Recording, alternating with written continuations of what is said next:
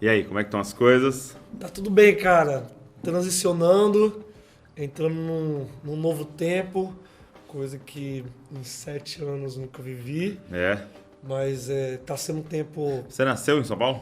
Eu nasci em Suzano, né? E como meu pai é pastor da Presbiteriana no Brasil, sempre foi pastor, a gente se mudou muito, né? Então eu morei em Goiás, 3 cidades, morei em Mato Grosso do Sul, morei em Minas e eu voltei em São Paulo para 2008, né?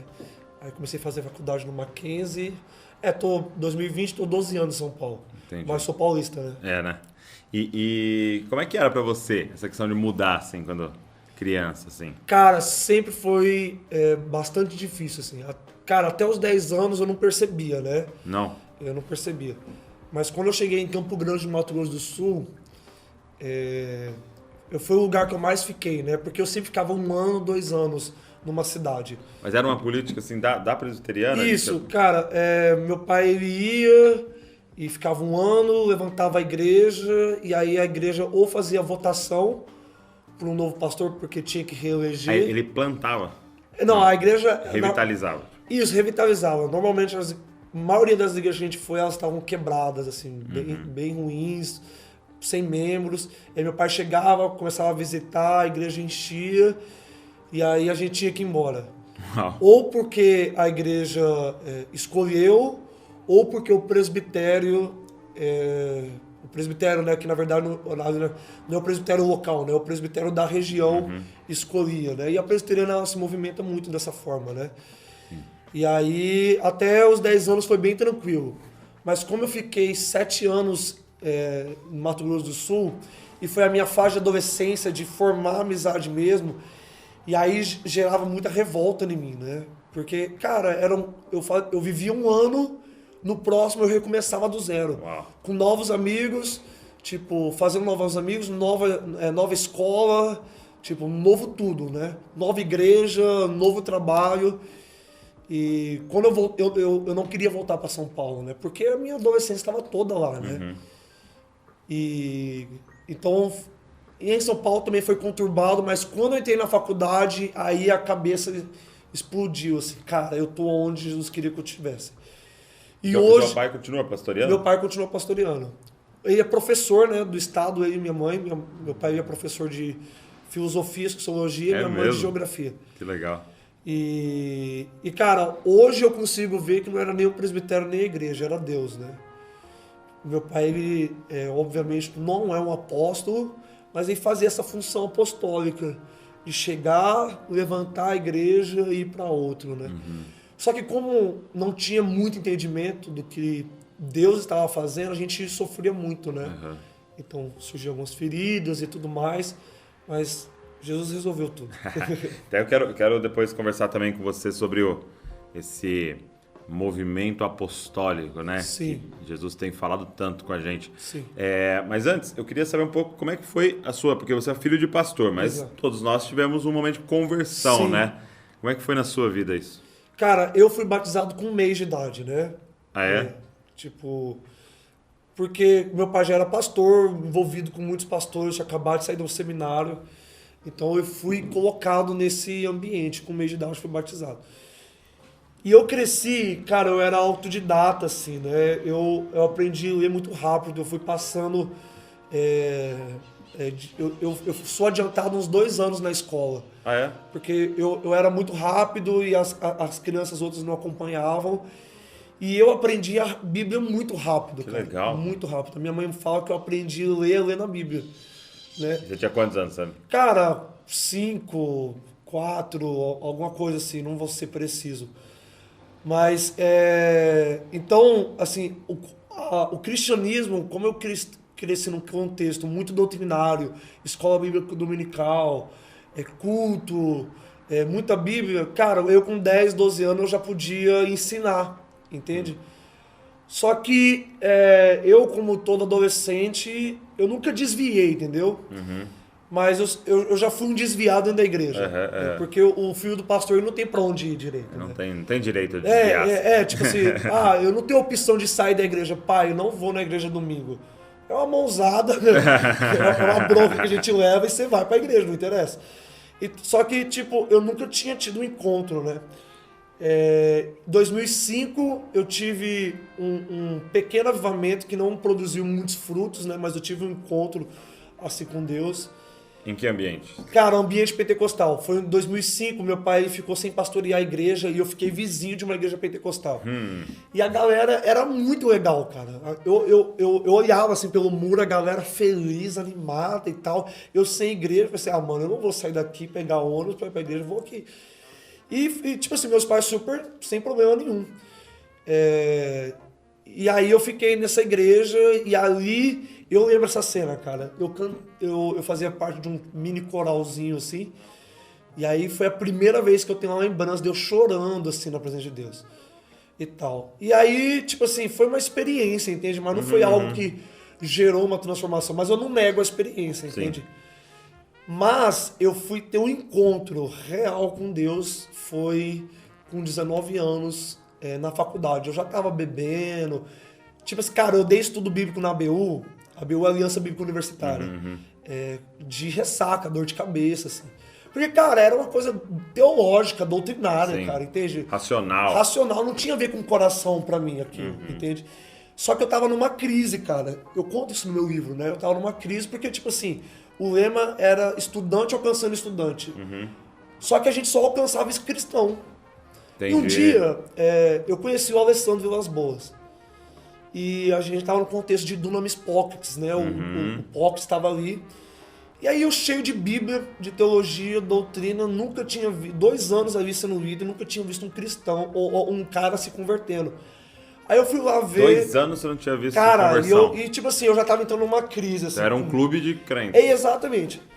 E aí eu falei assim, cara, porque o Dunamis Pockets no Mackenzie tinha... Como o Mackenzie é muito presbiteriano, ele era a heresia da vez, né?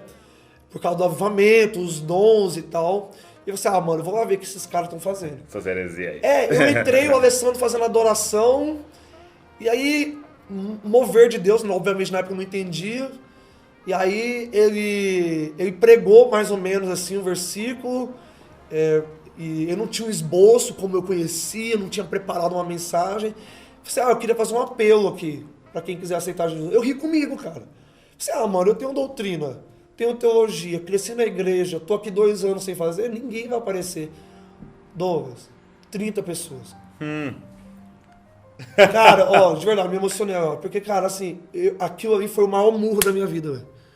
Porque, tipo assim, mano, eu tenho toda a teologia, todo o argumento, eu sei, tipo assim, eu sei desconstruir tudo isso aqui que eles fizeram, mas o cara salvou 30 pessoas. A menina, ela foi curada, ela tinha uma tala no pé, na perna, assim, que ela era jogador de handball. Ela tinha rompido o joelho e ela saiu correndo, cara, na capela, assim, curada. Eu falei assim, não, mano, alguma coisa tá errada. E eu não falo, o problema não era a BU, o problema era eu, cara. Sim, lógico. Entende? E aí eu falei assim, cara, esses caras não têm a doutrina, não têm a teologia, mas tem alguma coisa acontecendo e eu preciso disso. E aí eu comecei para as conferências do Dunamis e eu lembro, cara, que o Jeremy Nelson tava pregando. Ele é um profeta dos Estados Unidos, ele estava pregando sobre a geração de Josué. Eu entrei, um cara travado com as costas. E o cara reclamando de dor, Douglas, era visível. E aí pregou tudo no final do culto, ele falou, agora eu vou liberar anjos aqui, Deus vai liberar anjos e as pessoas vão começar a ser curadas. Mano, ele falou isso, o cara que estava com dor, ele não estava conseguindo levantar, ele sentou no meio da oração, ele levantou, na hora que ele falou isso, o cara caiu para trás. Com a costa travada. Eu falei assim, mano, já era, mano. O cara tá com a costa travada. Caiu desse jeito, não levanta. O cara levantou, gritando, fui curado. Naquele dia, eu tive um encontro com Deus. Tipo assim, eu fui tomado pelo Espírito Santo, eu capotei, tipo assim. E aí, foi a primeira vez que eu tive um encontro com o Espírito Santo. Não foi simplesmente emocional. E, tipo assim, a minha vida virou, cara. Virou completamente de Deus, de entendimento bíblico. E aí, eu, tipo assim, eu sei que eu já era salvo. Então, eu ia te perguntar isso, porque tem uma questão de nomenclatura, né? Isso. Você considera que você já era salvo, já tinha se convertido. Cara, mas, tipo assim... sabe, não era mudança, entende, cara? Entende? Não era... Sabe quando a pessoa fala assim, esse dia eu tive um encontro e tudo mudou? Eu não tinha isso, cara. Porque na presbiteriana a coisa era nominal. Era pública confissão de fé. Entendi. Então você ia lá, você confessava e estava pronto. E, cara, olhando pra minha história, eu sei, cara, que quando eu estava na adolescência, eu não tinha noção. Não sou salvo, isso aqui é só ritual e tudo mais. Quando eu olho hoje, eu falo assim, cara, eu era salvo, mas não era uma coisa que tinha me transformado. Entende? Era uma coisa que foi sendo gerada e eu não percebi. Entende? Só que, cara, quando aconteceu no Dunamis, essa coisa, eu tive um encontro com Deus, cara. Foi Deus, entende? Não foi um mover, não foi uma unção, foi Deus. E aí gerou uma transformação radical em mim. Cara... O que é essa transformação radical? Eu vou ser bem vulnerável com você. Eu era viciado em pornografia, cara. Eu me masturbava 3 vezes ao dia, cara. Entende? E isso pra mim era um peso muito grande, cara. Porque, tipo assim, mano, eu odiava aquilo e aquilo... Mano, não existe livramento fora de Deus dessa coisa. Sim, entende? Sim. E, cara, foi assim. Eu tive um encontro com Deus, eu nunca mais, velho. Nunca mais. Eu, tipo assim, nunca mais assisti uma pornografia. Tipo assim, nunca mais me masturbei vendo uma parada, tá entendendo? E tipo assim, essa foi a transformação pra mim. Eu que era um cara revoltado, eu fui rebelde, cara, revoltado, não gosto de igreja.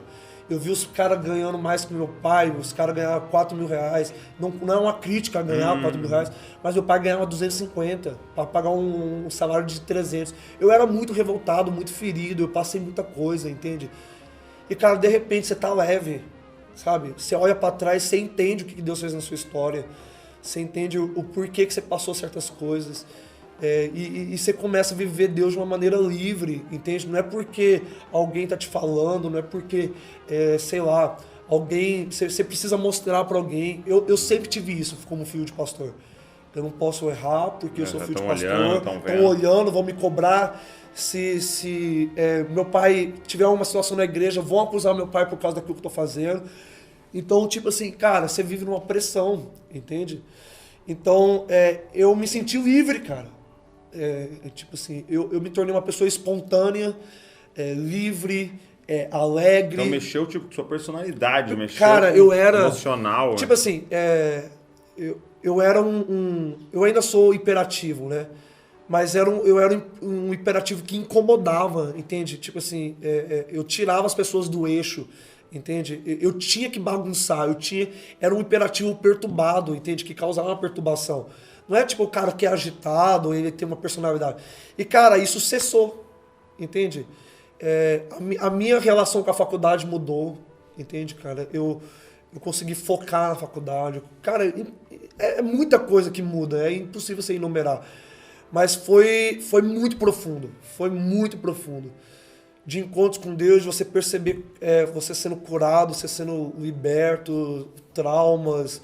E o principal, cara, é conhecer Jesus pessoalmente, entende? Tipo assim, eu tinha os meus amigos que eles me questionavam, cara, mas esse negócio de cair no chão não é de verdade. Esse negócio de cura não é verdade. Isso aqui... E, cara, eles tinham os motivos dele. E eu não sabia explicar, cara. Entende? Porque eu entrei num negócio, Douglas, eu era muito bom de Bíblia e de repente não era. Porque Deus fez um negócio comigo que eu tive que reaprender. Sim, reler tudo. Né? Reler tudo, cara. Sabe quando você lê a Bíblia e fala assim, eu já vi isso aqui 300 vezes, mas dessa vez é novo? Cara, a Bíblia toda foi assim pra mim. Eu não sabia explicar, mas eu falei assim, cara, eu não sei te explicar, eu era cego, agora eu vejo. Tipo assim, eu era o cara que me masturbava 3 vezes ao dia, eu não tenho mais lembrança disso, isso não me traz mais peso. Tipo assim, eu era um cara revoltado. Vocês não lembram de mim revoltado? Vocês não lembram de mim falando mal de pastor? Vocês não lembram de mim ferido com a presbiteriana, ferido com isso, ferido com aquilo? Cara, vocês não percebem? Aí eles não tinham o que falar. Sim. Entende? Mas hoje eu sei explicar. Hoje eu sei pautar. Mas eu era salvo, mas eu não era convertido. Aqui. Entende? Isso pra mim é muito claro.